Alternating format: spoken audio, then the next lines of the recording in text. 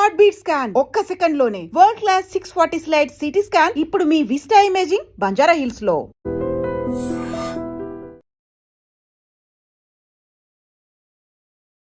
Welcome to ఐజిమ్. ఈరోజు మనతో పాటు హోమియోపతి డాక్టర్ మారపల్లి చేతన్ రాజు గారు మనతో పాటు ఉన్నారు. Hello sir, welcome to our show. Hello madam. Sir, చాలామందికి HbA1c అంటే 3 నెలలకు ఒకసారి చూపించుకున్నప్పుడు ఎక్కువ చూపిస్తూ ఉంటుంది. ఇది HbA1c తగ్గాలంటే అసలు వాళ్ళు డైట్లో ఏం ఫాలో అవ్వాలి, వాళ్ళ లైఫ్ స్టైల్ ఏ విధంగా చేంజ్ చేసుకోవాలి, అసలు ఎంత ఉండాలి HbA1c, ఇవన్నీ ఎక్స్ప్లెయిన్ చేస్తారు. అయితే ఏంటంటే HbA1c అనేది నార్మల్ భాషలో 3 నెలలది షుగర్ టెస్ట్ అనేసి అంటారు. HbA1c ఎందుకు చెప్తారు దీన్ని అంటే, మన శరీరంలో ఒక నార్మల్ బ్లడ్ టెస్ట్ CBP అనేసి ఉంటుంది. కంప్లీట్ బ్లడ్ పిక్చర్ అంటే మీ రక్తం ఎట్లుంది అనేది చూపిస్తుంది. దాంట్లో మీరు కూడా ఎప్పుడో ఒకసారి చేయించుకుంటారు. హీమోగ్లోబిన్ ఉంటుంది, 12, 13, 14 ఉంటుంది. అంటే హీమోగ్లోబిన్ నార్మల్ ఉంటే ఏంది, మనకు అనీమియా లేనట్టు. మళ్ళీ దాంట్లో RBC కౌంట్ ఉంటుంది, రెడ్ బ్లడ్ కార్పస్కల్స్ అంటారు దాన్ని, రెడ్ బ్లడ్ సెల్స్ నార్మల్ భాషలో. ఇది కూడా నార్మల్ కౌంట్ ఉంది, హీమోగ్లోబిన్ కూడా నార్మల్ ఉంది, మీకు అనీమియా లేదు, అంటే రక్తహీనత లేదు. ఇప్పుడు ఈ హీమోగ్లోబిన్ ఏం చేస్తుంది తెలుసా మీకు? శరీరం మొత్తంలో ఆక్సిజన్ తీసుకొని పోతుంది, ఈ రెడ్ బ్లడ్ సెల్స్ న్యూట్రిషన్ కూడా తీసుకొని పోతాయి. అయితే ఏంటంటే ఇప్పుడు మీరు తిన్నారు, మీరు తిన్నాక మీ శరీరంలో ఆహారం పోతుంది కదా పొట్టలో, మళ్ళీ పేగుల్లో అది బ్రేక్ డౌన్ అవుతుంది, బాడీ అబ్జర్వ్ చేస్తుంది. బాడీ అబ్జర్వ్ చేసిన తర్వాత బ్లడ్లో గ్లూకోజ్ పెరుగుతుంది కదా. ఇప్పుడు కార్బోహైడ్రేట్ తిన్నారు, బ్లడ్లో గ్లూకోజ్ పెరిగింది. బ్లడ్లో గ్లూకోజ్ పెరిగితే అది బ్లడ్లో పెరిగేటప్పుడు అది ఏడికి పోతుంది అంటే, ఈ గ్లూకోజ్ ఏదైతే ఉంటుంది కదా, ఈ హీమోగ్లోబిన్ ఉంటుంది కదా ఆ కణాల్లో, రెడ్ బ్లడ్ సెల్లో, దానికి పోయి అతుక్కుంటుంది. ఇప్పుడు ఈ గ్లూకోజ్ ఉంటుంది కదా, ఇది పచ్చబొట్టులాగా అతుక్కుంటుంది. అయితే ఎంత గ్లూకోజ్ అతుక్కోవాలి అంత అతుక్కుంటే నార్మల్. HbA1c రిపోర్ట్ కూడా నార్మల్ వస్తుంది. 120 రోజులు ఉంటుంది ఒక RBC. స్ప్లీన్ ఉంటుంది మన బాడీలో, అది చంపుతుంది ఈ RBCస్ని. 120 రోజులు దాటినాక దాంట్లో అవి చచ్చిపోతాయి. అయితే ఏంటంటే మీరు ఎవ్రీ 3 monthsకి రీడింగ్ అని ఎందుకు చెప్తారంటే, మీరు ఇప్పుడు బాగా తింటారు అనుకోండి, మీ HbA1c పైకి పోతుంది. ఇప్పుడు 120 రోజులు ఒక్కసారి అంటుకుంది అంటే అది అట్లనే ఉంటుంది కదా, అది చచ్చిపోయినప్పుడు వరకు అది అట్లనే ఉంటుంది. 120 రోజుల తర్వాత మీరు ఇప్పుడు రెగ్యులర్ డైట్ చేస్తున్నారు, మంచిగా జర కంట్రోల్ చేస్తున్నారు, కార్బోహైడ్రేట్ కన్జంప్షన్ తగ్గించిండ్రు, ఫిజికల్ యాక్టివిటీ ఎక్కువ చేస్తున్నారు, అన్నీ చేస్తే ఇప్పుడు నెక్స్ట్ సెట్ ఆఫ్ RBC ఉంటుంది కదా, దానికి జర తక్కువ అంటుకుపోతుంది, పర్సంటేజ్లో చూపిస్తారు ఇది.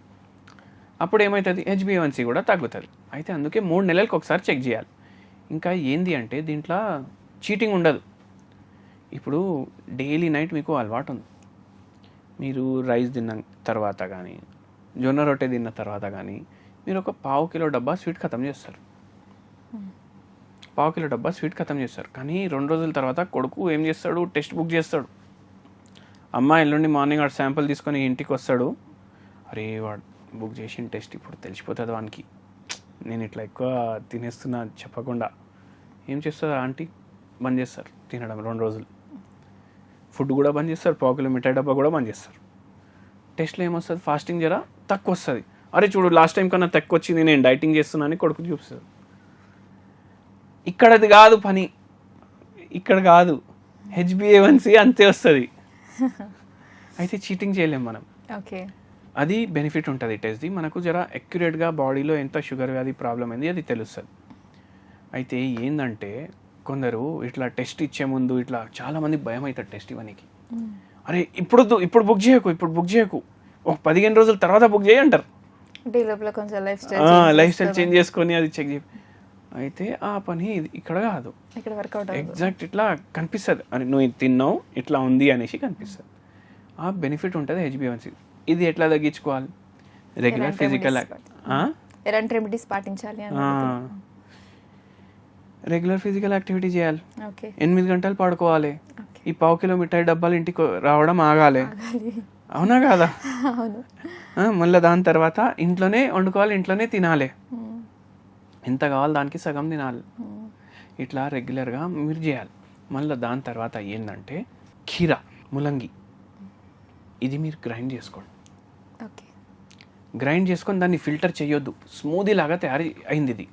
దీంట్లో కొంచెం మీరు మిరియాల బుక్ని వేయండి, కొంచెం ఉప్పు వేయండి. మీరు ఏం చేయండి అంటే డైలీ మార్నింగ్ ఇది తీసుకోండి, కీరా అండ్ ములంగి ముల్లంగి. లేవంగానే అది గ్రైండ్ చేసుకోవాలి, స్మూదీ లాగా తయారవుతుంది. మీరు డైలీ చేస్తారంటే డైలీ చేయండి, ఆల్టర్నేట్ డే చేస్తారంటే ఆల్టర్నేట్ డే చేయండి.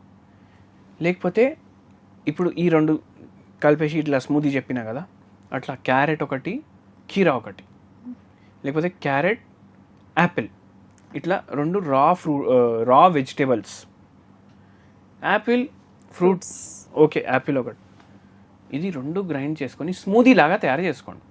మార్నింగ్ లేవగానే ఎర్లీ మార్నింగ్ తీసుకోండి. ఎర్లీ మార్నింగ్ తీసుకోవడం వల్ల ఏమవుతుందంటే మీకు ఫైబర్ రిచ్ ఉంటుంది దీంట్లో. ఇప్పుడు కొందరు ఏమంటారు, అరే ఫ్యాటీ లివర్ పెరుగుతుంది ఇట్లా మార్నింగ్ తీసుకుంటే అంటే, మీరు మార్నింగ్ 7 o'clock లేచినప్పుడు ఇది తీసుకుంటారు అనుకోండి, ఒక హాఫ్ అన్ అవర్ ఆగి మీరు రెగ్యులర్ బ్రేక్ఫాస్ట్ తీసుకోండి, దాంట్లో క్వాంటిటీ తక్కువ అయిపోతుంది, ఆటోమేటిక్ తక్కువ అయిపోతుంది. అట్లా చేయడం వల్ల ఏమవుతుంది అంటే లాంగ్ రన్లో అన్నీ చేసుకుంటా, మళ్ళా ఇప్పుడు నేను ఇంతకుముందు చెప్పిన కదా అన్నీ చేసుకుంటా ఇవి కూడా తీసుకోండి, మీకు HbA1c తక్కువ చేయడానికి హెల్ప్ చేస్తుంది. మళ్ళీ హోమియోపతి మందులు వాడండి, షుగర్ అది రివర్స్ అవుతుంది. అట్లా సార్, ఎంప్లాయీస్కి చాలామందికి 7-8 hours లాంగ్ అలానే కూర్చొని ఉంటారు. సో వాళ్ళకి ఏంటంటే నర్వ్ వీక్నెస్ అనేది ఇప్పుడు కామన్ అయిపోయింది, నరాల బలహీనత. సో ఇలా కూర్చొని కాన్స్టెంట్గా అలా కూర్చొని వాళ్ళు వర్క్ చేయడం వల్ల ఈ ప్రాబ్లం అనేది చాలామంది ఫేస్ చేస్తున్నారు. అసలు దీని నుంచి అంటే బయటపడడానికి ఏమైనా హోమ్ రెమెడీస్ కానీ లేదా వాళ్ళ లైఫ్ స్టైల్ ఎలా చేంజ్ చేసుకోవాలి ఇవన్నీ ఎక్స్ప్లెయిన్ చేస్తారు. ఇప్పుడు ఈ ఎంప్లాయీల పరిస్థితిని ఆలోచించండి. మీరు 10 గంటలు, 12 గంటలు, 16 గంటలు కంటిన్యూ కూర్చొని ఒక్కటే పని స్క్రీన్ ముంగట, ఏమవుతుంది? నీరసం వస్తుందా రాదా? మెటబాలిజం ఇంకా తగ్గుతుంది బాడీది. పోయే ఫుడ్ అయితే అంతే పోతుంది, కానీ బాడీకి ఎక్కువ ఎనర్జీ స్పెండింగ్ లేదు, ఆటోమేటికలీ మిడిల్ ఏజ్లో ఉంటారు, మెటబాలిజం కూడా తగ్గుతుంది కదా. ఇప్పుడు ఏమవుతుంది? నీరసం పెరుగుతుంది వీళ్ళకు. మళ్ళీ దాని తర్వాత ఏంది అంటే, ఇప్పుడు రైట్ హ్యాండ్లో మౌస్ ఉంటుంది, ఎప్పుడు ఇట్లా జరుగుతూనే ఉంటుంది, ఆ మౌస్ టేబుల్ మీద ఉంటుంది. ఈయన ఏం చేస్తాడు, స్క్రీన్ ఉంటుంది కదా దానికి దగ్గర ఇట్లా వంగి కూర్చుంటాడు. ఇట్లా వంగి కూర్చునేసరికి ఏదైతే పోస్చర్ మెయింటైన్ అవ్వాలి ఆ పోస్చర్ మెయింటైన్ కాదు,